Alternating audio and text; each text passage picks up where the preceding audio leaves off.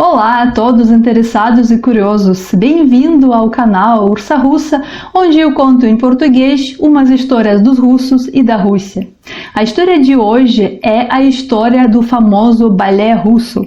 O balé em si pega a sua origem na Itália, na época renascença do século XVI, onde as danças eram apresentadas nas celebrações imperiais.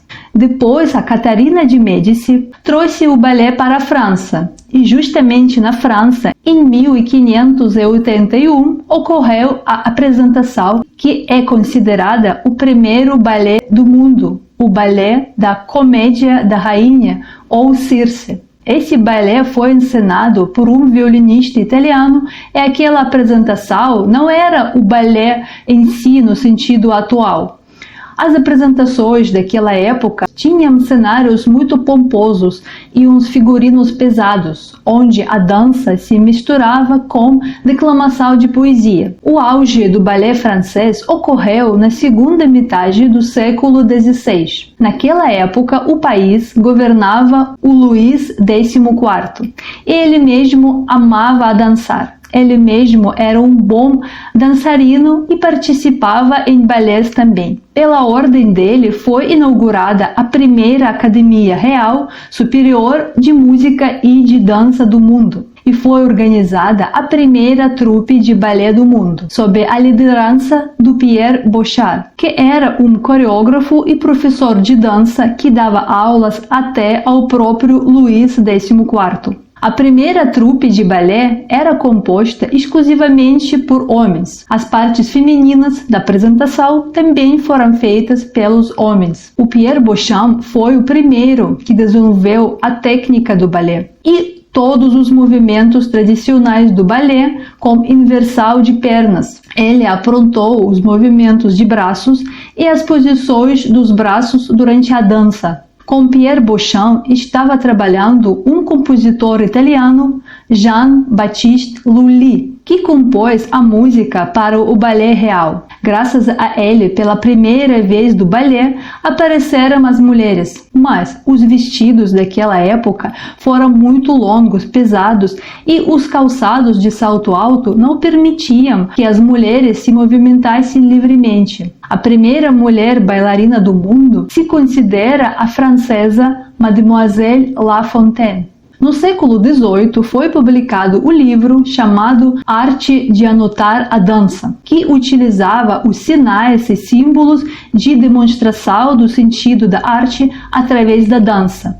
Nesse livro foi desenvolvido uma anotação gráfica de todos os movimentos durante a dança. As mudanças significativas no balé ocorreram já na segunda metade do século XIX, influenciado pelas ideias do iluminismo. O balé se torna uma forma de arte independente e uma portadora de um enredo de ação dramática independente.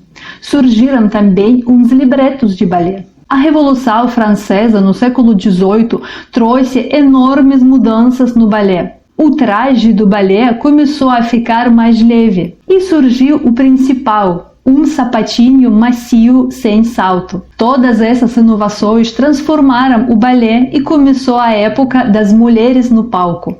A primeira bailarina que dançou na ponta dos pés é considerada uma italiana, Maria Taglioni. Também surgiu o balé romântico e os números de balé foram divididos em balé solo, balé conjunto e balé de massa. Na Rússia, a primeira apresentação de balé ocorreu em 1673 na corte do czar Alexei Mikhailovich, na Vila Imperial de Preobrazhenskoye, onde foi encenado o balé Orfeu e Eurídice.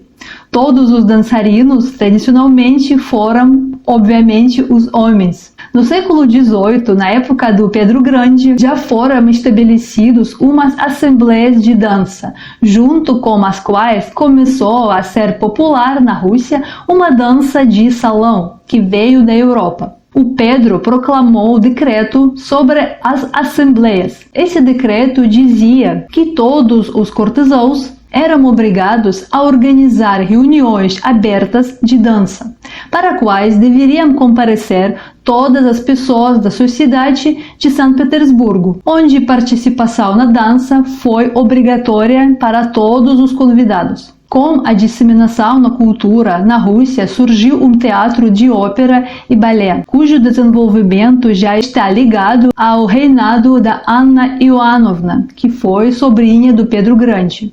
No início, os balés eram uma parte integrada nas apresentações de ópera e às vezes repetiam os conteúdos deles. A imperatriz Anna Ioannovna adorava as festividades. Ela gastava uma fortuna com balés, com balé de máscara, com palhaços.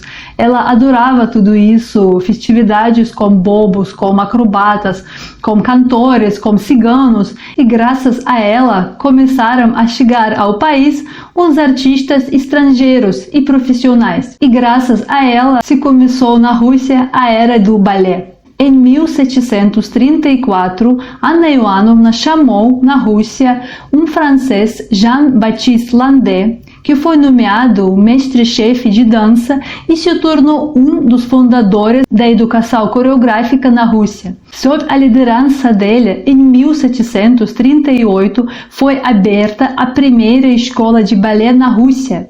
Ele pediu à imperatriz que ela desse para ele 6 meninos e 6 meninas e 2 anos de prazo, após de qual ele prometeu que a Rússia terá a sua própria escola de balé. Anna Ioannovna deu 12 meninos e 12 meninas para ele. E essas crianças foram os filhos dos servos do Palácio Imperial. É assim que surgiu a primeira escola de balé do São Petersburgo. E os graduados dela se tornarão os primeiros bailarinos profissionais da Rússia. Na segunda metade do século XVIII, os outros dançarinos e coreógrafos estrangeiros continuaram a chegar para a Rússia. Esse período já estava reinado pela Catarina II, Catarina a Grande. Durante o reinado dela, o balé foi separado da ópera e do drama e começou a ser considerado uma forma de arte independente. Em Moscou foi aberta também uma escola de balé, semelhante à da escola do São Petersburgo, que estava reinado pela Catarina. Durante o seu reinado, Catarina II organizou um orfanato onde foram acolhidos uns órfãos e umas crianças abandonadas que foram menores de 4 anos. Em 1773, na base desse orfanato, foi erguida a Escola de Balé de Moscou. E em 1776, a Catarina II deu a ordem em organizar todos os tipos de produções teatrais em Moscou, de balés, de dança, de balé de máscara, de concerto, de todo tipo de show, e isso foi o primeiro passo para a construção do grande teatro que hoje em dia está sendo conhecido como Teatro Bolshoi. Então, para o século XIX, o Império Russo já entra com 2 escolas de balé, uma em São Petersburgo e a outra em Moscou. E o balé russo se desenvolve com velocidade muito rápida. As bailarinas estrangeiras começam a vir para a Rússia em seu turnê. Entre elas foi a Maria Taglioni, que apresentou para as bailarinas russas a técnica de dança de sapatinha de ponta. Ela veio ao São Petersburgo com seu turnê e todo mundo se surpreendeu com a técnica dela. As bailarinas estrangeiras gostavam muito de vir para a Rússia com o seu turnê, com as suas apresentações, porque elas ficaram muito bem recebidas pelo povo russo. Elas foram maravilhadas e muito bem aceitas pelo público. O público russo recebia a dança com muito carinho, com muito amor. Ele teve um senso muito sutil. As bailarinas russas estudaram e adquiriam a experiência com as bailarinas estrangeiras. Entre as bailarinas famosas russas na época foram Helena Andrianova e Avdotia Istomina. Avdotia Istomina até inspirou o próprio Pushkin e ele escreveu um pequeno poema à homenagem dela no seu famoso livro do Eugênio Onegin. Em 1860, a trupe de balé de São Petersburgo já estava se baseado em um prédio novo de teatro.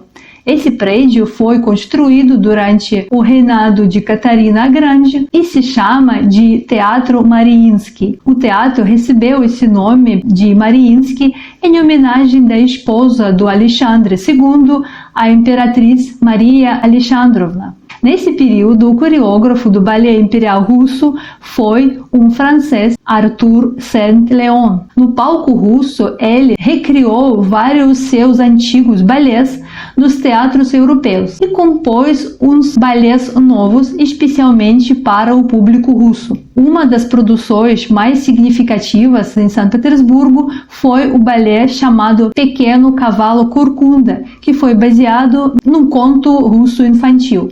Depois dele, em 1869, o coreógrafo-chefe, que fez um grande trabalho e promoveu muito o balé russo, foi o Marius Petipa. Ele trabalhava no Teatro Mariinsky por mais de 30 anos e ele criava estilo do balé acadêmico monumental.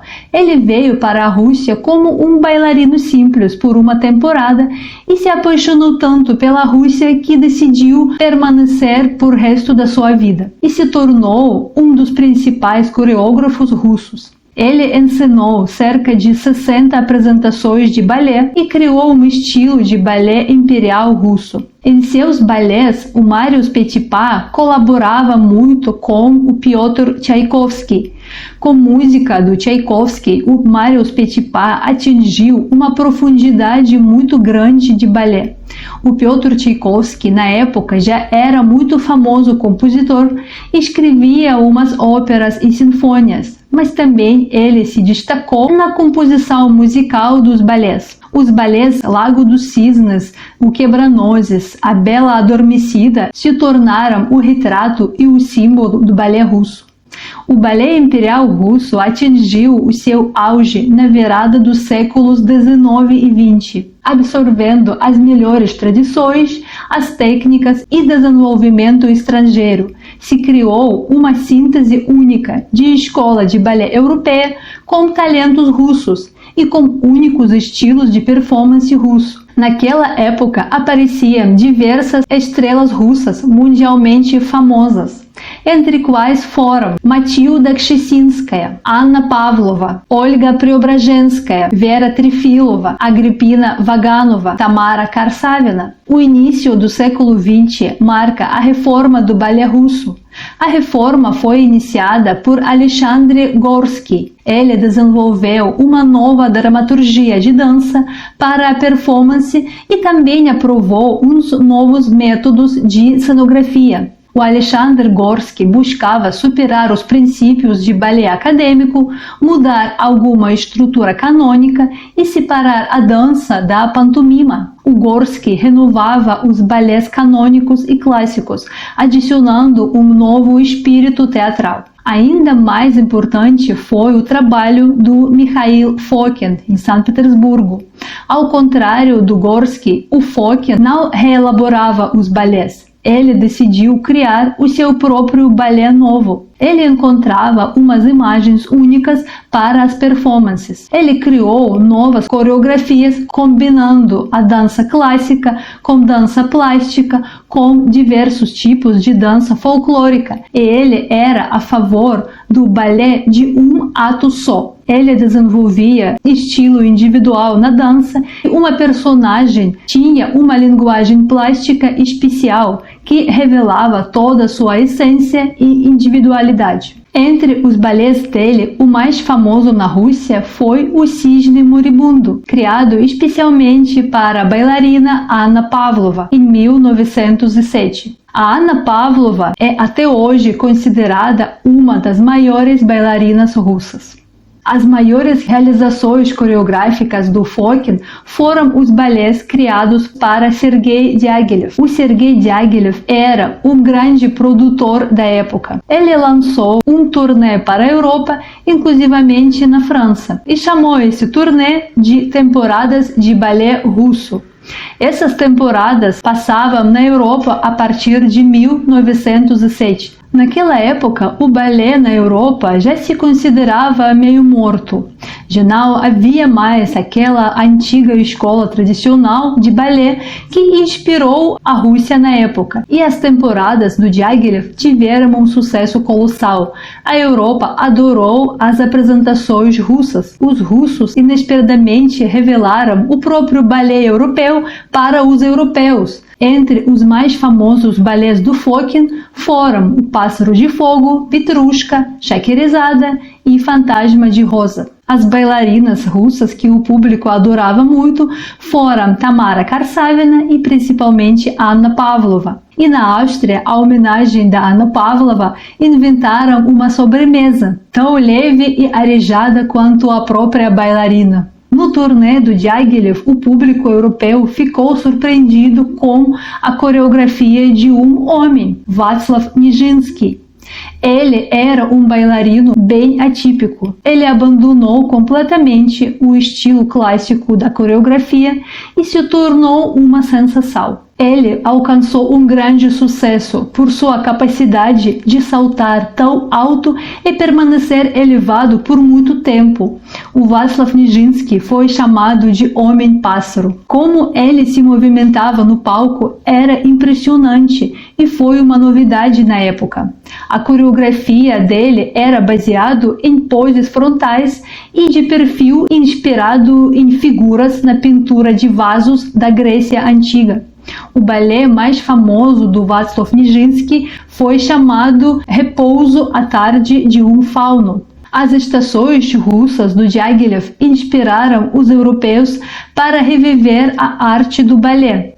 Foram abertas na época umas novas escolas de balé inspiradas no balé russo. Os artistas que trabalhavam com Diaghilev futuramente abrirão uns teatros de balé russo e umas escolas em Monte Carlo, em Londres e nos Estados Unidos. Após a Revolução na Rússia, os líderes novos soviéticos não sabiam o que fazer com o balé. Os comunistas estavam construindo uma nova sociedade com os novos valores e pensavam em acabar com o balé. O Lenin planejava transformar o Teatro Bolshoi em uma biblioteca e reequipar as escolas de balé numas escolas normais ou inventar mais alguma coisa que seria mais prático e útil para o povo soviético. Mas, naquela época, o presidente do setor cultural e educacional foi Anatoly Lunacharsky. E o Lunacharsky não deixou acabar com o balé. Pelo ponto de vista dele e pela opinião dele, o balé deveria se tornar um patrimônio nacional e cultural da Rússia.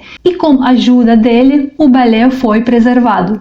Dizem que os próprios soldados e soviéticos que estavam assistindo ao balé ficavam encantados.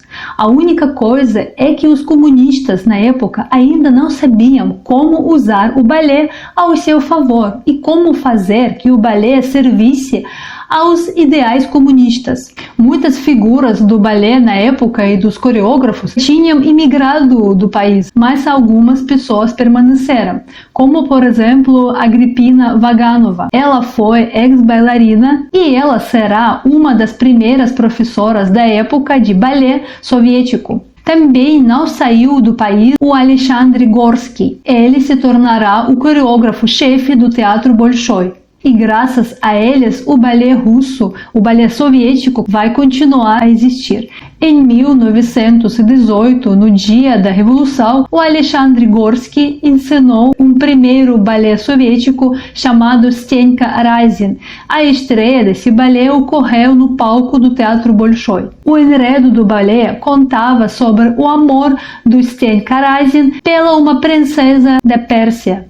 O balé soviético encontrou a sua base nas tradições do balé clássico e nas propagandas do novo sistema. No 10º aniversário da Revolução, em 1927, foi lançado no palco do Teatro Bolshoi o balé chamado Uma Flor Vermelha.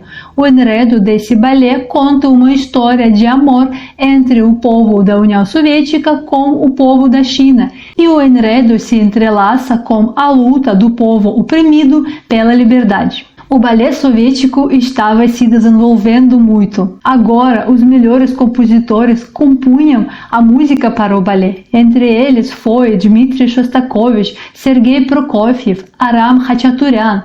Os temas do balé foram inspirados nos livros históricos e na obra de literatura.